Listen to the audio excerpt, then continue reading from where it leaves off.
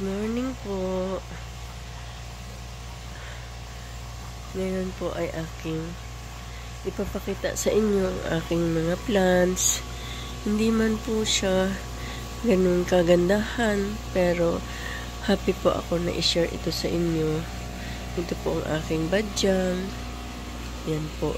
Ito po ang badyang na talaga pong iniingatan ko siya. Lumaki na po ito dati, yung pinaka-mother po niya.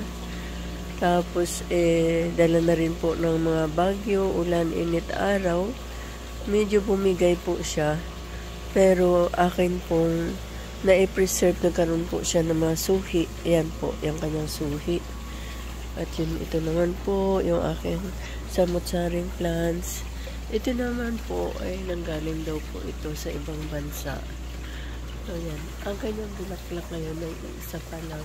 Pero masipag po itong mamulaklak. Meron po akong mga tea plants. Ang tea plants po ay gamot din pala ito. Ilalaga lang at iinumin. Hindi ko lang maipaliwanag sa inyo kasi hindi ko pa gano'ng naintindihan kung saan pa aking Song of India. At ito naman po ang aking Sahodyaman, pero siya yung pinakamahal. Mamahalin po. At ito naman po ay anak pa ng aking galing sa Bangkok na badyang. Ito naman po ang aking Calathea. Yan. Man po ay sabi nila ay delikado daw po dahil yung katas daw po nito ay nakakalason. Pero wala naman po kasi batang maliliit dito sa bahay at siya naman po ay nagagandahan po ako sa kanyang colors. Yellow, green, white. Tapos ito naman po, part siya yung, I think part siya ng aglaw lima. Ayan. Ito naman po ang aking palmera. Mamaya pakita ko sa inyo ang mother niya. Spiral plants. Need na po siya i-replanting kasi nagsiksikan na po sa paso. Ang akin naman po, ito daw po ay lucky plants din. Another tea plants, another variety of tea plants. I love tea plants. Before po, ang dami ko pong San Francisco dito. Kaya lang po, ang San Francisco ay gusto ata talaga niya sa lupa. At saka po, pag nagkaroon ng bulati, siya po ay namamatay. Ito po aking Calathea. Kailangan na rin po itong i-trim yung mga dahon niya na laya dahil po summer na naapekto na yung mga dahon. Ito rin po, sabi nila, delikado rin daw po ang katas nito, pero nagagandahan po kasi ako since wala naman po kami dito. Ayan po ang aking rubber tree. Kahapon po ay galing ako doon sa Tayabas, Quezon. Naghingi ako ng advice kung paano siya i-cut kasi po masyado na po siyang matangkad at hindi na po siya masigla tingnan. Tumatanda na po kasi siya. At ito naman po ang aking mga millionaire plants, partner snake plants. Ayan. Ang dami po yan hanggang doon. Mayana na kailangan na rin bigyan pansin. Kailangan na rin siya i-replanting. Ang akin pong mayana ay mayroon akong 25 varieties. Doon po sa terrace. Ayan, ang dami nila. Ayan, ang lulusog po ng dahon. Ang lalaki, ang lalapad po. Ayan. Ito naman po ay galing ng Luciana, Laguna. Nung humingi po ako nito doon, siya po ay standing. Pero dito po nagtaka ako bakit siya naging vines. Parang pagapang siya. Ito pa rin po, isa sa aking Calathea. Ayan. Ayan po. At ito naman po ay ang mga mayana pa, Mickey Mouse. Meron po akong 5 paso ng Mickey Mouse. Ayan. Kaya pa din. At ito naman po ay nakalimutan ko po pangalan, pero part po siya ng peace lily. Po ay para po itong para po itong banana. At napakamahal po nito sa Circle. Pag doon ka pumunta sa Quezon City Circle. Ayan po aking mga aglaw ni Ma. Ito po ay bago. Galing po siya sa, pero parang nabubuhay na. Galing po siya sa La Union. Ayan, ito po yung aking mga aglaw ni Ma. Ito po ay special thanks to Melody. Ang aking friend na taga Mulan na ibigay niya po yan sa akin. Ayan. Ito pa po, galing ito kay Sis Melody. Nung isang araw ay inayos ko ito, nabagsakan siya ng Mickey Mouse, kaya gumanyan yung litis na. Ayan, ang aking Mickey Mouse. Meron po akong 5 na paso ng aking Mickey Mouse. Ayan po. Ganda ng dahon niya, ano po. Part pa ng aking peace lily. Taas po kasi niya. Kalate niya pa din po. Ito naman po ay parang banana leaves siya, pero maganda po ito. Mahal po ito sa Circle pag binili mo. Ayan, ang aking aglaw ni Ma. Ito po ang bago kong aglaw ni Ma na galing po sa La Union. Ayan. Ito po ay galing kay Sis Melody Gutierrez ng taga Mulanay, Quezon. Malayo po ang pinanggalingan yan. Ito pa po galing kay Sis Melody. Nasira po yung nabagsakan ko po siya ng Mickey Mouse ng inayos ko po. At ito rin po, galing din po ito kay Sis Melody. Naman po ay nabili ko sa Tayabas, Quezon. Po ay galing kay Ate P. Castro sa aming inang.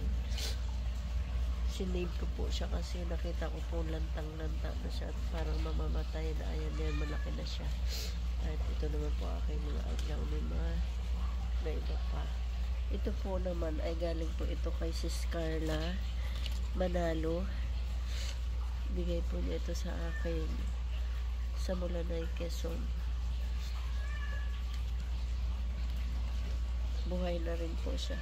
At ito naman po ay galing po ito sa wife ng manager ng Mitsubishi Motors ng Caloocan. Gift niya po ito sa akin. Bigay niya po sa akin.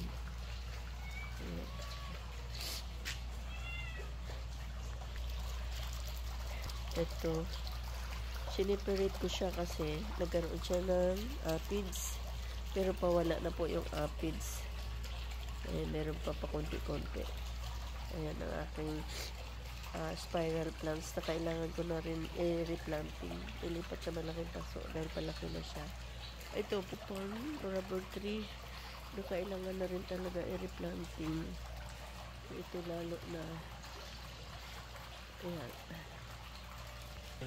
Ito po ang aking first plant dito sa bahay na palmera po. Ito po yung kanyang mother yun nandun. Nasabi ko, ipakita ko. Ayan na po. Hindi ko po siya makalas kasi nangihinayang po ako sa paso. Kahit basag na po yung paso niya sa gilid. Ayan. At ang hirap po niya pag hiwalayin dahil puro ugat na po siya.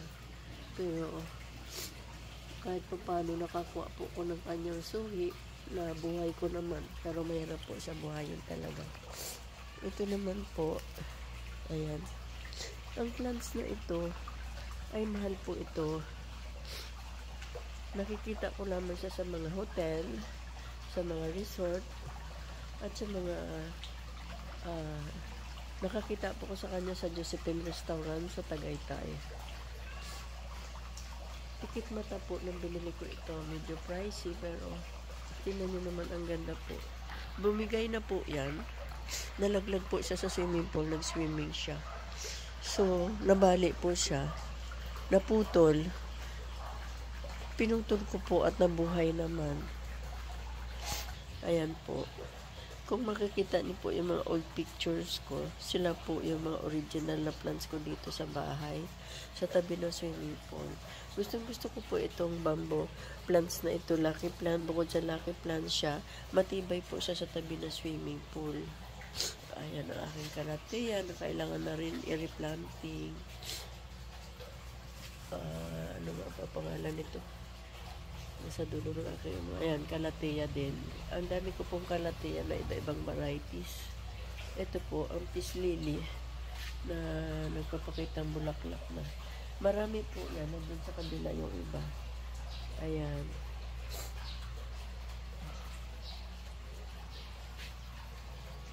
Pa rin siya ng aglaw nila. Ito naman ang badyang siya na itim. Nalulungkot ako sa itsura nila kasi payat sila. Pero may time din na pagtuunan ko kayo ng pansin, i-replanting ko kayo. Ito po ay galing kay Ate Fi Castro. Ito naman po ay galing sa La Union, ang bago kong plants dito. Ito po ay dati hindi ko siya gano'ng binibigyan ng pansin, pero nabuhay sa magsarili niya. Pero alaga ko rin naman siya sa dilim. At nang mamulaklak, napakaganda para ng bulaklak.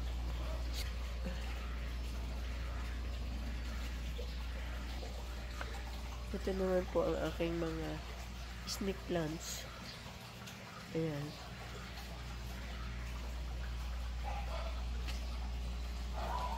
Sobrang dami ko pong halaman na wala na po dito. Isang hagod po. Summer na po.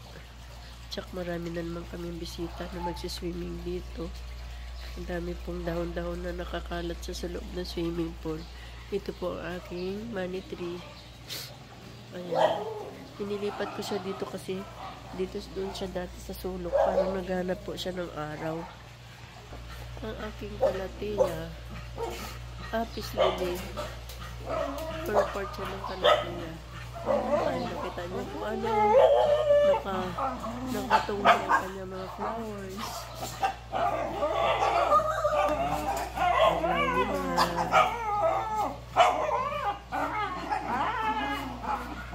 Ito po ay galing sa ibang bansa. Ang puno lang po yan, napadami ko na siya. At marami na rin pong nakahingi nito. Sinishare ko din naman po kasi hindi po ako madamot sa plants. Ayan, kalatea again. Ito naman po ay galing din po ito sa wife ng manager ng Mitsubishi Motors ng Caloocan na si Sir Emer Castillo. Kay Mrs. Castillo, ayan po. Napalagot ko siya. Pati po ito, galing po ito sa kanya.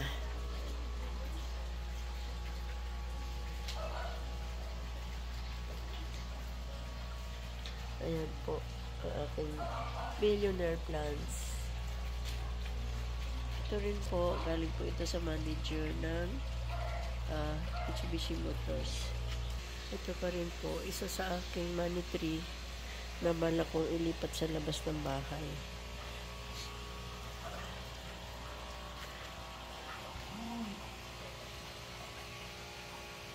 Laki niya na. Ito naman, ang aking mga medyo mag-advertise lang po ako ng konti. Nababanggit ko po kasi yung si Mr. Emer Castillo, manager po ng Mitsubishi Motors ng Caloocan. Sila po na mag-asawa ay napakabait. Meron po silang sariling website. Inyo pong puntahan. Doon po sa mga lalo na sa gustong bumili ng mga sasakyan, ng luxury car at ordinary car. Sila po ay napaka very accommodating at very helpful po, lalo na po sa mga first time na bibili ng sasakyan po.